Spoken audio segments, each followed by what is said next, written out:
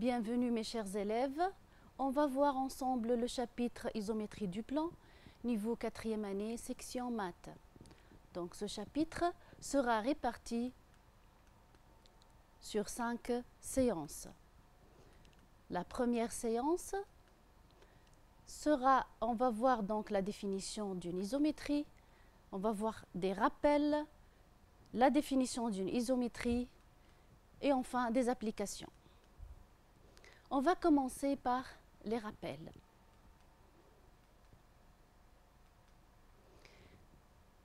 Lorsqu'on associe à tout point M du plan P un seul point M', on définit une application f du plan dans le plan et on écrit f de P dans P qui à tout point M associe le point M'. Et on a f de M égale à M'. Donc c'est quoi M'? M' est l'image de M par F.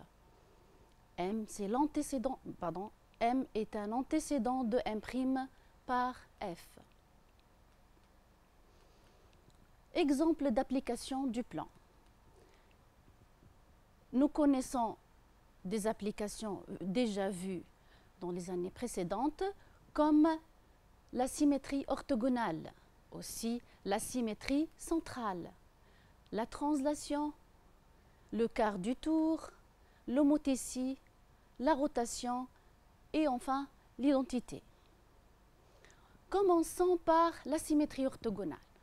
La symétrie orthogonale est caractérisée par son axe. Donc, soit delta une droite du plan, deux cas qui se posent. Si M appartient à delta, on a S delta de M égale à M. Si M n'appartient pas à delta, on a S delta de M égale à M', c'est équivaut à delta est la médiatrice de M'. On va voir ça dans une figure. Voilà une droite delta. On va prendre deux points du plan. On va construire leurs images par la symétrie S delta, la symétrie orthogonale S delta. Donc, pour construire l'image du point A, on construit le segment AA' tel que delta est sa médiatrice. Ainsi, le point A' est l'image de A par la symétrie orthogonale S delta. De même, pour le point B, on construit le segment BB' tel que la droite delta est sa médiatrice. Ainsi, le point B' est l'image de B par la symétrie orthogonale S delta. On a S delta de A égale à A', S delta de B égale à B', comme on connaît que la symétrie orthogonale conserve la distance, donc A'B' égale à la distance AB. Passons à la symétrie centrale. La symétrie centrale est caractérisée par le centre, soit O un point du plan, deux cas qui se posent. SO de O égale à O. Si M est différent de O, on a SO de M égale à M', équivaut à quoi? Équivaut à O et le milieu du segment M'. On va voir une figure. O, un point du plan. Je vais prendre deux points A et B. Je vais construire l'image du point A. Ça sera le point A' tel que O est le milieu du segment AA'. De même pour le point B, je vais construire le segment BB' tel que O est le milieu de BB'. Et voilà l'image du point B, c'est le point B'. Qu'est-ce qu'on a ici? On a SO de A égale à A', SO de B égale à B', donc la distance A'B' égale à la distance AB. On passe à la translation. Donc une translation est caractérisée par son vecteur.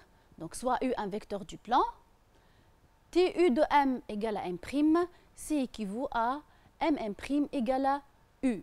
Donc on va faire un schéma.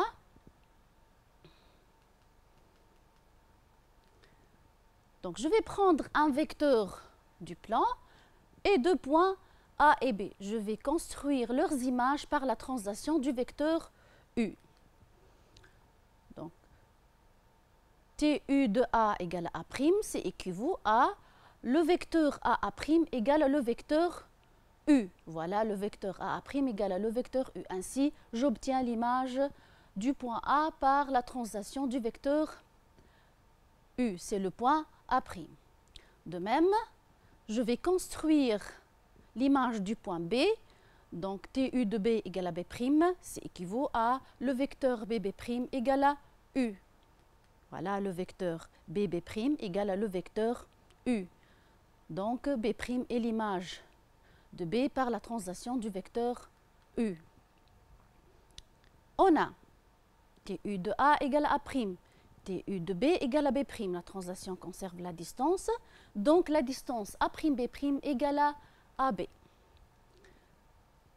On se rappelle aussi pour l'homothétie. L'homothétie est caractérisée par son centre et un réel, le rapport, un réel K non nul.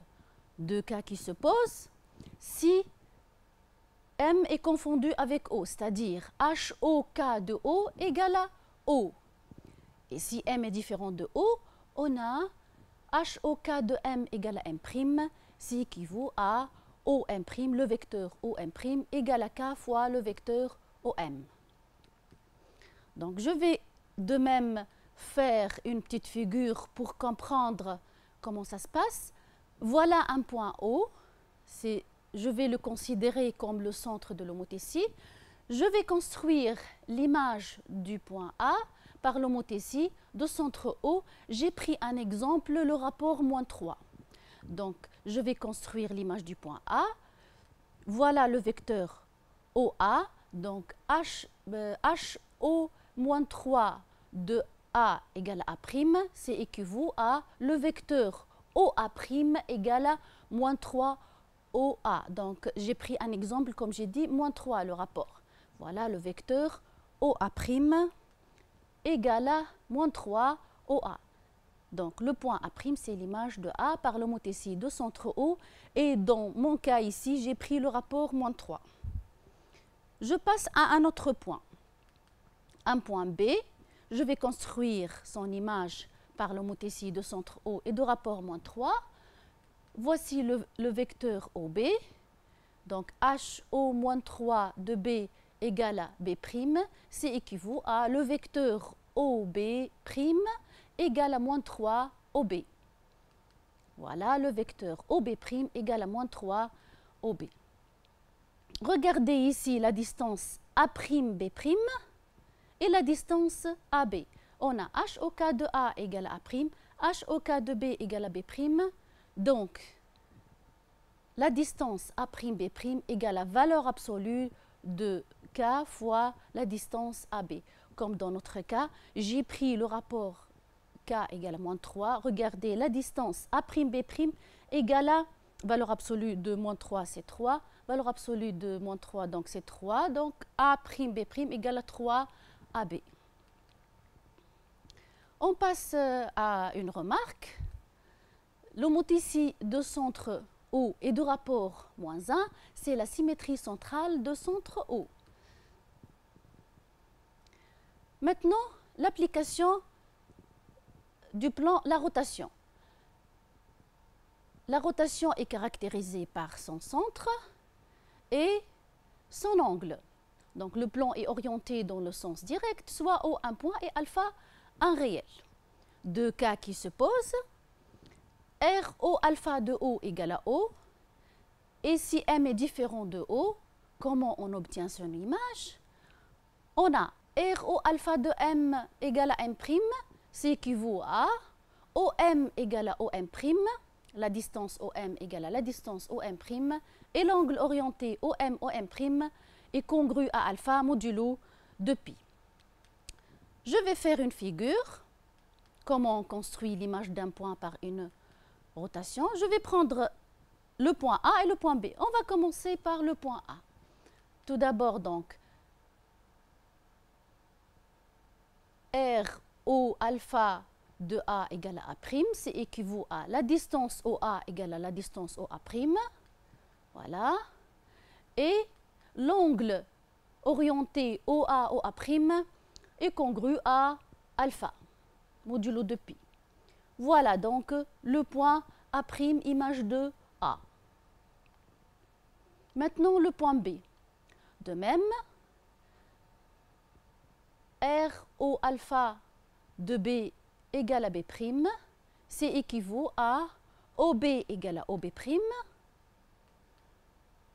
et l'angle orienté OB, OB' est congru à alpha modulo de pi. Donc voilà le point B'. Voyons la distance A'B' et AB. On va les comparer. Vous savez que la rotation aussi conserve la distance. RO alpha de A égale à A', RO alpha de B égale à B'. Donc la distance A'B' égale à la distance AB. Quelques remarques. La rotation de centre O est d'angle pi. C'est aussi la symétrie centrale. Rappelez-vous de ça. La rotation de centre O est d'angle pi sur 2. C'est le quart du tour direct. La rotation de centre O est d'angle moins pi sur 2. C'est le quart du tour indirect. L'identité du plan, c'est une application du plan. L'identité du plan notée ID ou bien IDP est l'application du plan dans le plan qui à tout point M lui fait correspondre lui-même point M. C'est-à-dire F égale à l'identité si et seulement si pour tout point M du plan, on a F de M égale à M.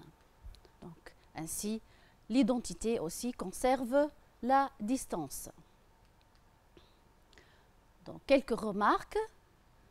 La translation du vecteur nul, c'est l'identité. Le mot ici de centre A et de rapport 1, c'est l'identité. La rotation de centre A et d'angle nul, c'est l'identité. Maintenant, on va voir un exercice. L'exercice, dans chacune des figures suivantes, déterminer une application telle que f de B égale à B et f de A égale à C. Donc, on a ici 3 figures. La première figure, c'est un triangle équilatéral ABC. Donc, nous connaissons tous les caractéristiques d'un triangle équilatéral. Il a 3 côtés isométriques et les angles géométriques mesurent pi sur 3.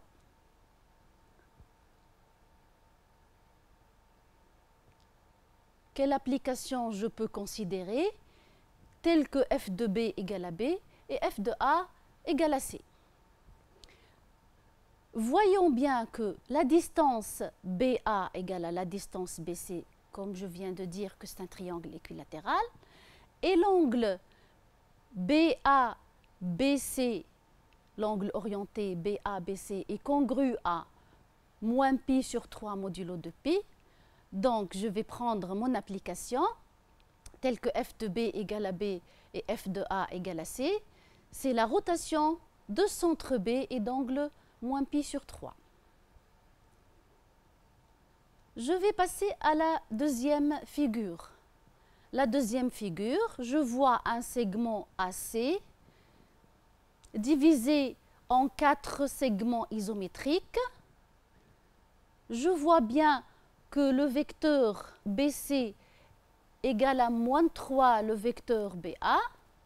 Donc, je vais prendre mon application F, c'est l'homothétie de centre B et de rapport moins 3. Je passe à la troisième figure. Dans cette figure, le point B est le milieu du segment AC. Donc, c'est simple cette figure. On peut facilement voir qu'une application que je peux prendre, F égale à la symétrie centrale de centre B. Donc voilà, on a attribué à chaque figure une application. Donc amusez-vous à chercher d'autres applications qui vérifient ces deux conditions, c'est-à-dire F de B égale à B et F de A égale à C. Les applications qui conservent les distances sont des isométries. Donc, à la suite, on va définir l'isométrie et on va voir ses propriétés. Tout d'abord, on va définir une isométrie. Une application du plan dans lui-même est une isométrie si et seulement si elle conserve les distances. C'est-à-dire quoi ça? Donc, F est une isométrie si et seulement si pour tout point M et N du plan d'image respective M' et N' par F, on a la distance M', N' égale à la distance Mn. Comme conséquence de cette définition, les images de deux points distincts par une isométrie sont deux points distincts. L'identité du plan, comme on vient de voir, la translation, les symétries orthogonales, les symétries centrales, les rotations sont des isométries du plan. Donc, je vais faire un exercice d'application. Mon exercice, c'est l'exercice 1. Le plan est rapporté à un repère orthonormé direct, soit A, B, C, 3 points du plan. On considère l'application F du plan dans lui-même qui a tout point M associe le point M' tel que le vecteur AM' égale à le vecteur AM plus le vecteur MB moins le vecteur MC. La question, c'est montrer que F est une isométrie. Pour cela, je vais utiliser ma définition. C'est-à-dire quoi? Je vais prendre deux points M et N du plan, donc deux points quelconques du plan, d'images respectives M' et N' par F. On va exprimer la distance M', N' en fonction de Mn. D'après la définition de F, on a f de m égale à m', c'est équivaut à le vecteur am' égale à am plus mb moins mc. De même, f de n égale à n', c'est équivaut à le vecteur an' égale à le vecteur an plus nb moins nc. Je vais prendre la distance m', n'. La distance m', n', c'est la norme du vecteur m', n'. Je vais intercaler le point A, puis je vais remplacer le vecteur m'A par MA plus BM moins CM, et je vais remplacer le vecteur AN', voilà, AN' égale à AN plus NB moins NC. Ensuite, je vais regrouper en utilisant la relation de Schall. MA plus AN, ça donne le vecteur MN. NB plus BM égale à le vecteur NM. Et NC plus CM égale à le vecteur NM. Donc, ainsi, j'obtiens la norme du vecteur MN plus NM moins le vecteur NM. Ce qui me donne la norme du vecteur Mn. Et la norme du vecteur Mn, c'est la distance Mn. Ainsi, j'ai obtenu la distance M', N' égale à la distance Mn. La conclusion, c'est que F est une isométrie, par définition.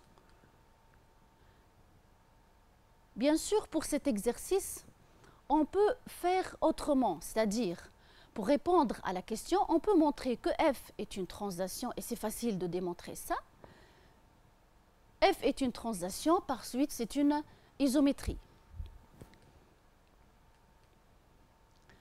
On passe à l'exercice 2, une deuxième application.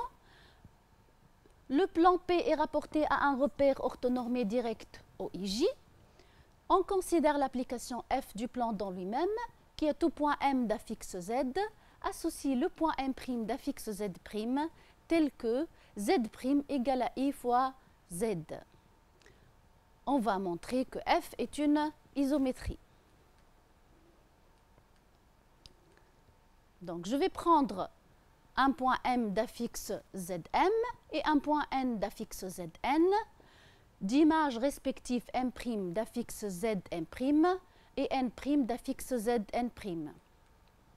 On va exprimer la distance M'N' en fonction de la distance Mn. Si les deux distances sont égales, donc je vais conclure que F est une isométrie.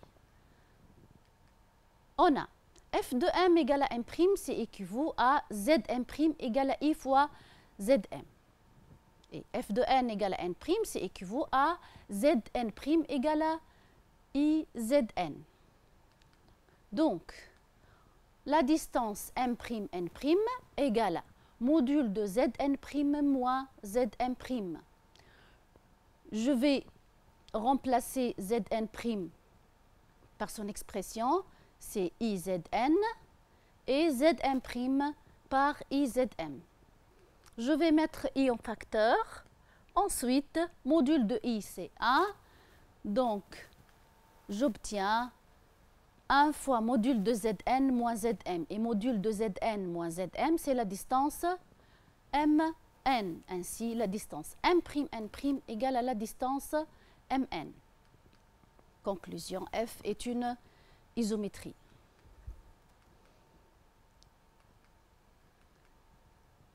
Après avoir évoqué les isométries que nous connaissons sous un angle géométrique, la question qui se pose est de savoir s'il existe d'autres isométries. Merci pour votre attention et à bientôt.